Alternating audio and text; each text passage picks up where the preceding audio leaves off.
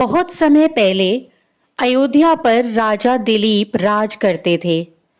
उनकी पत्नी का नाम था सुदक्षिणा। दुर्भाग्यवश उनकी कोई संतान न थी।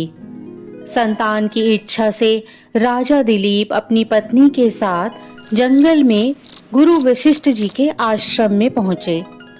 गुरु वशिष्ठ ने राजा और रानी की इच्छा जानकर अपने आश्रम की गाय नंदिनी की सेवा का भार उन्हें सौंप दिया। रानी सुदक्षिणा सुबह उठते ही नंदिनी की आरती उतारती, फिर उसे पति की देखभाल में जंगल में चरने के लिए भेज देती। राजा दिन भर छाया की तरह उसके पीछे पीछे चलते, उसकी भूख प्यास का ध्यान रखते हुए नंदिनी की रक्षा करते। शाम को वे जैसे ही आश्रम में आते तो नंदिनी का बछड़ा मां से चिपककर दूध पीना आरंभ कर देता। सुदक्षिणा नंदिनी की परिक्रमा पर धूप दीप थाली में लेकर उसकी पूजा करती। रात को फिर दोनों नंदिनी को ताजी और हरी घास खिलाकर उसकी सेवा करते। इस तरह गाय की सेवा करते हुए उन्हें 21 दिन बीत गए। एक दिन जंगल में नंदिनी के पीछे चलते हुए राजा दिलीप का ध्यान जंगल की सुंदरता में लग गया। अचानक उन्होंने नंदिनी की भय से रंभाने की आवाज सुनी। वह एक भयंकर सिंह के पंजे में फंसी छटपटा रही थी।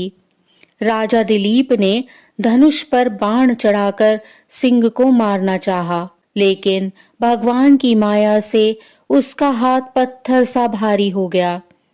उस सिंह ने मनुष्य की बोली में कहा, इस गाय ने मेरे जंगल की सीमा में प्रवेश किया है। इस समय मुझे भूख भी लगी हुई है।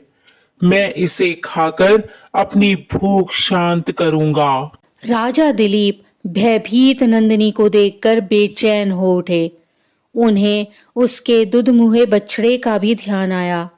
उन्होंने सिंह से विनती की, तुम मुझे खाकर अपनी भूख मिटा लो, पर इसे छोड़ दो। सिंह ने राजा का मजाक उड़ाते हुए कहा, राजन, तुम नंदिनी जैसी करोड़ों गाय देकर गुरु को प्रसन्न कर सकते हो। इस गाय के लिए तुम अपना बलिदान क्यों कर रहे हो?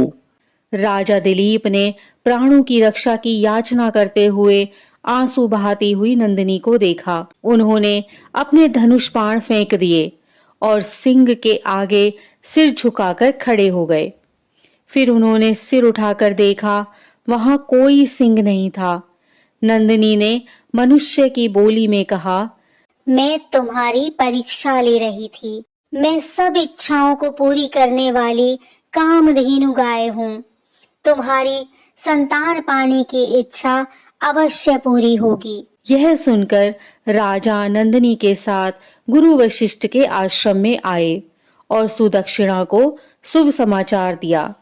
नंदिनी के आशीर्वाद से राजा के यहाँ रघु नामक पुत्र हुआ। रघु के ही वंश में उत्पन्न होने के कारण श्री राम रघुवंशी कहलाए।